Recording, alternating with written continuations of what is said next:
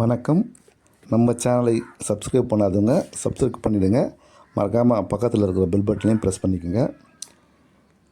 நமது தமிழக டிஜிபி அவர்கள் காவல் நிலையங்களில் புகார் அளிக்க வருபவர்களிடம் சிறந்த முறையில் விசாரணை மேற்கொண்டு நடவடிக்கை எடுக்க வேண்டும், அவர்களுக்கு உண்டான மரியாதையை கொடுக்க வேண்டும் என்பது குறித்து உத்தரவு பிறப்பித்திருந்தார். சில காவல் நிலையங்களில் இந்த உத்தரவை கடுகளவு கூட மதிக்காமல் செயல்பட்டு வருவதாக பொதுமக்கள் குற்றம் சாட்டி வருகின்றனர்.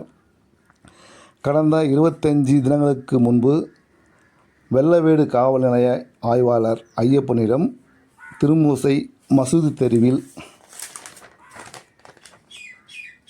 முகமது பார்க் என்பவர் வீட்டில் வாடகைக்கு குடியிருந்த பெண்ணிடம் அந்த உரிமையாளர் பாலியல் வன்கொடுமை செய்ததாக புகார் அளித்திருந்தனர்.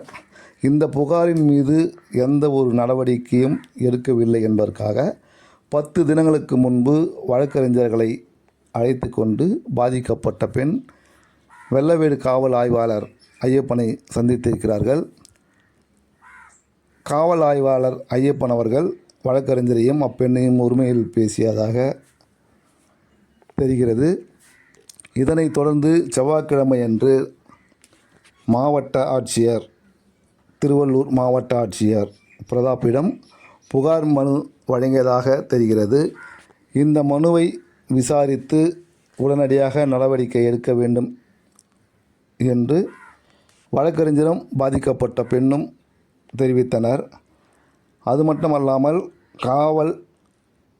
ஆவடி காவல் ஆணையர் திரு சங்கர் அவர்கள் கஞ்சா, பாலியல் வன்கொடுமை, போக்குவரத்து இதனில் முழு கவனம் செலுத்தி சிறப்பாக செயல்பட்டு வருகிறார் என்பது குறித்தும் நமக்கு தகவல் கிடைத்திருக்கிறது.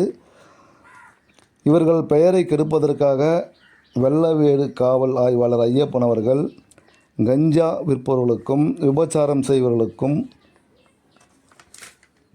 முன்னுரிமை அளித்து அவரிடம் மாமூல் வாங்கி கொண்டு செயல்படுவதாகவும் குற்றச்சாட்டு தெரிவித்து வருகின்றனர்.